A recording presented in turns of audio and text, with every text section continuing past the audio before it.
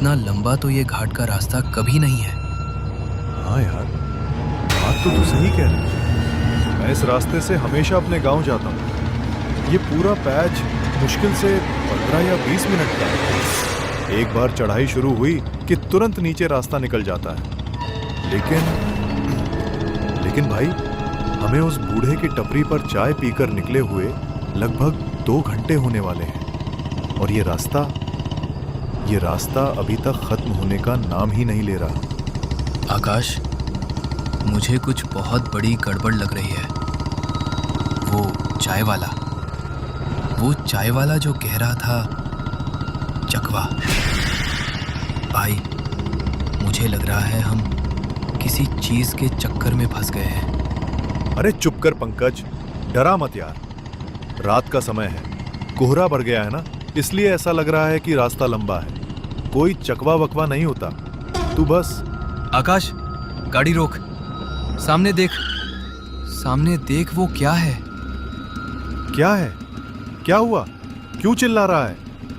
आकाश, वो देख, सड़क के बाईं तरफ वो वही टूटा हुआ बरगद का पेड़ है ना, जिसकी बड़ी सी डाली नीचे झुकी हुई है। हाँ, तो कोई पेड़ गिरा होगा। इसमें चिल्लाने की क्या बात है? भाई, हमने इसे आधे घंटे पहले पार किया था आकाश। अगर हम लगातार 80 की स्पीड पर आगे बढ़ रहे हैं तो वही पेड़ दोबारा हमारे सामने कैसे आ सकता है? नहीं, ऐसा नहीं हो सकता। शायद कोई दूसरा पेड़ होगा पंकज। पहाड़ों में सारे पेड़ एक जैसे ही दिखते हैं। नहीं आकाश, उस पेड़ के तने पर लाल रंग का वो कपड़ा बंधा हुआ है। देख, आधे घंटे पहले भी मैंने वही लाल कपड़ा देखा था। हम आगे नहीं बढ़ रहे हैं भाई। हम उसी एक ही रास्ते पर, उसी मोड़ पर पिछले 2 घंटे से गोल गोल घूम रहे हैं। भाई, कशेड़ी घाट का रास्ता तो सीधा है, फिर हम घूम कैसे रहे हैं? पेट्रोल भी आधा हो चुका है पंकज। अगर ये रास्ता खत्म नहीं हुआ तो।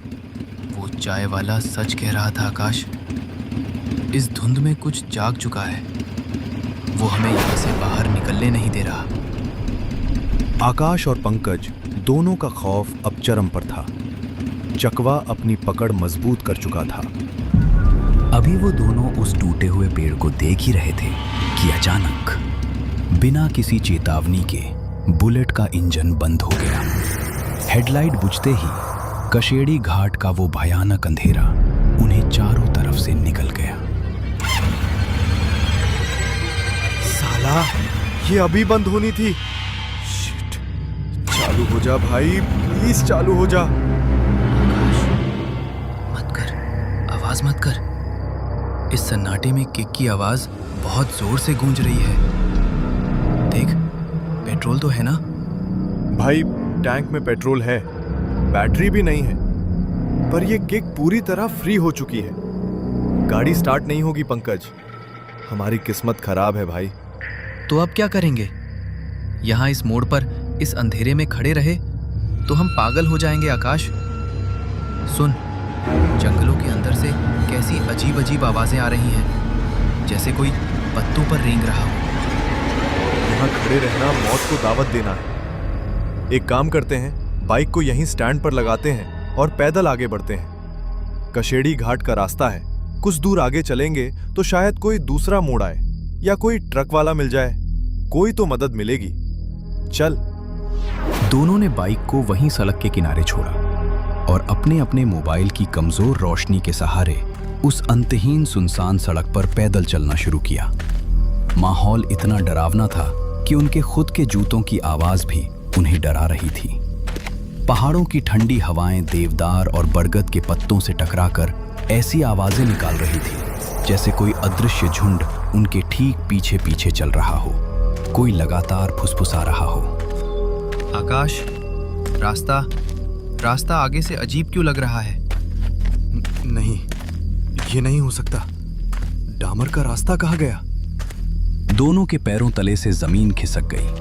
मोबाइल की रोशनी में उन्होंने देखा कि जिस पक्की सड़क पर वो चल रहे थे वो अचानक खत्म हो चुकी थी। सामने कोई रास्ता नहीं था, बल्कि सिर्फ घने नुकीले झाड़ और कंटीली झाड़ियां थीं। जैसे वो सड़क के बजाय जंगल के बिल्कुल बीचों बीच आ चुके। कशेड़ी घाट का रास्ता जैसे हवा में गायब हो गया था। मैंने कहा था ना आकाश, ये चकवा है, रास्ता खत्म हो गया, हम फंस गए। पंकज, शांत हो जा। मोबाइल की लाइट जरा दाईं तरफ घुमा। वहां झाड़ियों के पीछे कुछ सफेद सा दिख रहा है। आकाश और पंकज ने कांपते हाथों से अपने मोबाइल की दोनों फ्लैशलाइट्स को एक साथ उस घनी झाड़ी की तरफ फोकस किया, और जो कुछ भी उस रोशनी के घेरे में सामने आया उसे देखकर दोनों के हलक से चीख तक नहीं निकल पाई, और वो दोनों पत्थर की तरह वहीं जम गए। झाड़ियों के ठीक बीच में गीली मिट्टी पर अपने पैरों के बल बैठी हुई थी एक बेहद अजीब बूढ़ी औरत।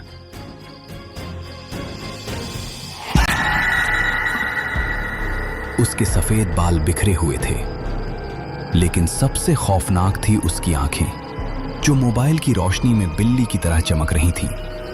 वो उन दोनों की तरफ ही देख रही थी, और उसके चेहरे पर एक ऐसी चौड़ी, अमानवीय और भयानक मुस्कान थी जो किसी जीते जागते इंसान की नहीं हो सकती थी। उस अमानवीय मुस्कान और बिल्ली जैसी चमकती आंखों को देखने के बाद आकाश और पंकज के दिमाग ने काम करना बंद कर दिया।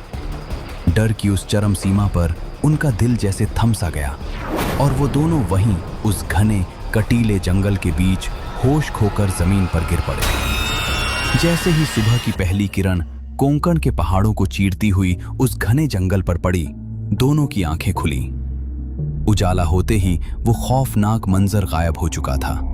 सामने कोई झाड़ियां नहीं थी, बल्कि वो सड़क के किनारे ही पड़े थे। आकाश ने कांपते पैरों से बुलेट पर किक मारी, और इस बार बिना किसी नखरे के इंजन तुरंत जिंदा हो उठा, जैसे गाड़ी भी उस जगह से भाग जाना चाहती हो। उस हादसे के बाद पंकज बेहद बीमार पड़ गया। उसे इतना तेज बुखार आया, वो पूरी तरह से गुमसुम रहने लगा। उसकी वो हंसती खेलती जिंदगी जैसे कशेड़ी घाट पर ही छूट गई थी। और आकाश ने उस रात के बाद से रातों में बाइक सफर करना हमेशा के लिए छोड़ दिया। कहने के लिए ये सिर्फ एक कहानी लग सकती है, लेकिन ये कोंकण के कशेड़ी घाट पर घटी एक बिल्कुल सत्य घटना पर आधारित है। वो ताकतें आज भी वही हैं,